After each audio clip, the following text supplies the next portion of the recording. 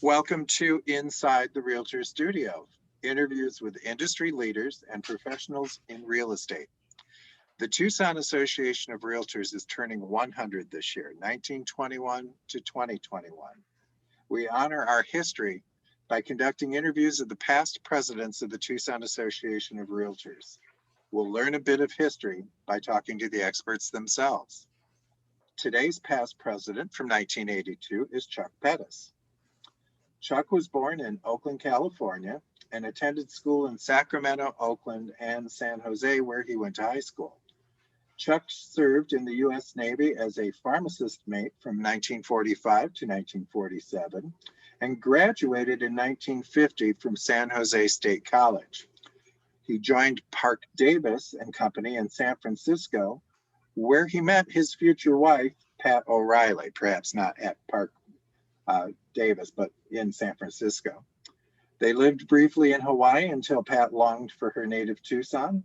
Upon returning, Chuck joined O'Reilly Motor Company and went on to become the general sales manager and partner in Ormco Leasing until 1964, when he left to start a new career in real estate. So Chuck first became licensed in 1964. In 1982, was elected president of the Tucson Association of Realtors, or actually the Tucson Board of Realtors. In 1982 through 1987, became the president and CEO of Tucson Realty and Trust. In 1988 to present, joined the University of Arizona Foundation as a real estate consultant. And the University of Arizona Eller College of Management has established the Charles M. Pettis Scholarship Endowment in honor of the longtime business and community leader. The scholarship is awarded on a yearly basis. It is an honor to welcome to Inside the Realtor Studio, Chuck Pettis. Welcome, Chuck. Well, thank you, Steve. Glad you could join us. Glad to be here. So let's begin our voyage with a little bit about real estate. Before you were president, what drew you to real estate? Well, I was always fascinated by it, and that I had observed realtors when I was in the car business, and they seemed to be having a good time. And so I thought I'd give it a try.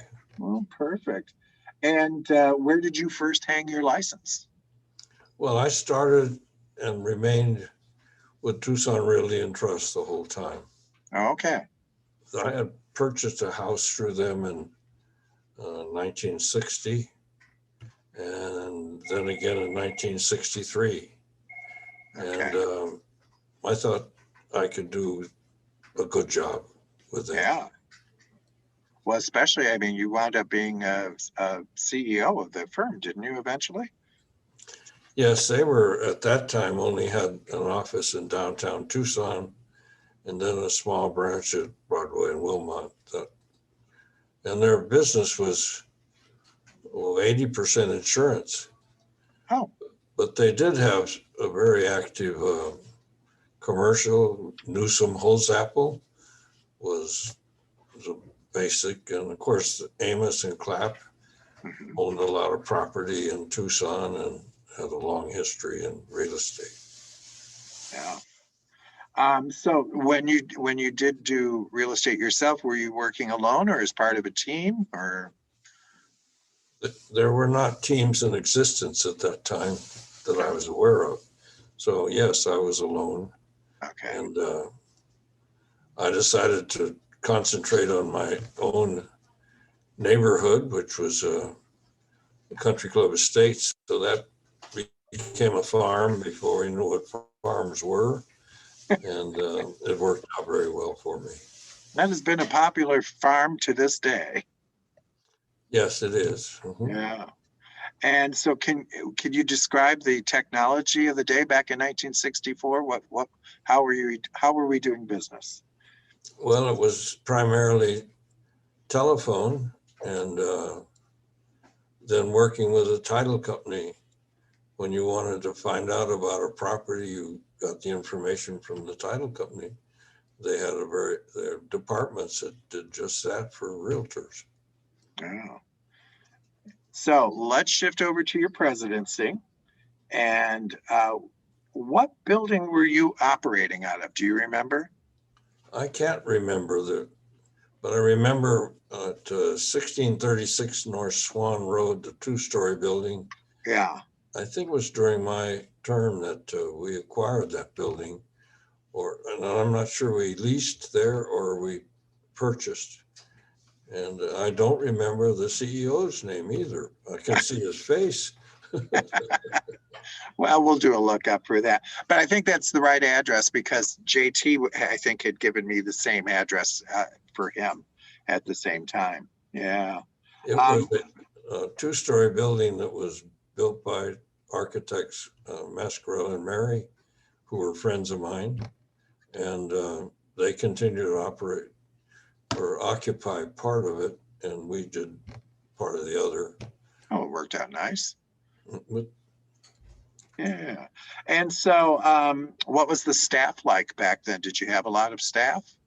no, 3 or 4 was the total, Okay. including the CEO. And how did you get involved in association leadership? How did that come about? Well, I was interested in the association, and I thought it would be a good move.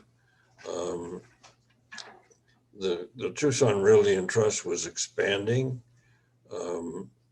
We had 9 offices at that time, I believe, and maybe 300 plus agents. So, we had a lot of membership in that association. When I started, the multiple listing and the Tucson and the Tucson board or association were separate. Multiple listing was independent and was doing while I was working before 82 that they became one. Okay. Together. Yeah. Well, it's kind of difficult when it's under somebody else's control, isn't it? Yes, there were a few problems. Yeah. And I can remember Tucson Realty when I started, they didn't like to use multiple listing service. And they thought they could do better by themselves. And other independents like James C. Grant and Vivian Arnold were the same way. Yeah. They had their own listings and did their own business. But it all worked much better later when we all joined together. Oh, definitely. So did you have anyone that you looked up to in leadership that you kind of followed or tried to emulate? I think there's one man, Sam Woods, who was I thought one of the best, if not the best, real estate man I was ever in competition with. And he and I bumped heads frequently in that upscale market. And he was clearly the leader, and he was doing things that are now considered routine or mandatory, like disclosure. Mm-hmm. I'd never seen disclosure till Sam Woods was doing it with all his listings. I don't think he gets enough credit for the leadership that because he never took a leadership role or a management role. He was always, he and his wife were a team before teams. Wonder where he got the idea, maybe from California or something, somewhere like that. No, he'd lived here a long time Mm. and he'd been in real estate a long time. And at that time, Roy Long was one office and maybe 25 total agents. So I have a lot of respect and admiration for Sam Woods. And we still give out the Sam Woods Award at Long Realty every year. So yeah, that'll be coming up shortly.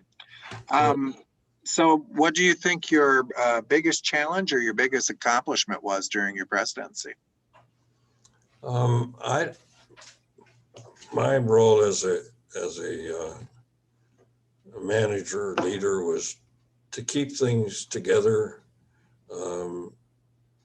not to let anything get worse. Um, and I guess in the process, they stayed the same or got better. There you go. That's all we can ask for. And I So, was active also in the State Real Estate Commission at the time. well, I was just going to ask you if you had any involvement at AAR or at NAR. I did not. No. Well, I got a couple of designations, the broker one, Mhm. but I didn't go for those. And I regret that I didn't. I should have had them. So how did you serve on the State Regulatory Commission? What did that involve?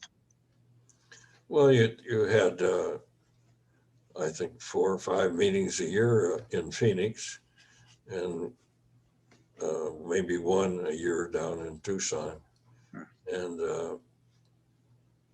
it was appointed by the governor, I think Governor Babbitt at the time. And I guess they needed somebody from Tucson, so I got appointed. Perfect. Yeah. Yeah. So any other thoughts about your term while you were in office? Well, real estate changes. It's always in the process of changing. And the 100% concept started, during my career. And also technology came into the picture. And so it's constantly changing, and for the better, I believe. It doesn't. The idea is it's supposed to make our lives easier, Yeah. and our clients' lives easier. Yes. That's the idea. Well, believe it or not, Chuck, we're almost at the end of our interview. I end the interview with 7 quick questions, and I'm hoping for 7 quick answers. Like, what's your favorite word? My favorite word, Mm-hmm. I think it's love. Oh. And what's your least favorite word? To quit. Okay. And what turns you on? A lot of things. Mickey Mouse. Okay. Pecan pie. And what turns you off? Turns me off. Mm-hmm. Conflict. And this will be a good one. What profession other than real estate would you have liked to have attempted? Well, I always wanted to be a physician, a doctor, but I was not a good, I was too lazy. Oh, it's a daunting process. Mhm. And is there a profession you're super glad you didn't attempt? I'm glad I didn't become a doctor. Okay. Great. Well, in closing, if you could do a shout out to anyone living or not in the real estate community, who would it be and why? A shout out to, I would just say, Anyone living or not that's been involved in real estate. well, a lot of people think they might be into it. And I would encourage them to look into it and pursue it. It's a very gratifying and satisfying career, and very worthwhile to our environment, to our people. Wonderful. Well, Chuck, thank you so much. Any final thoughts? No, I appreciate your calling me, and my experience that you're focusing on was 39 years ago, and my memory is not as good as it used to be. I think you did pretty spectacular. Well, thank you, Steve, and good luck. All right. Thank you so much.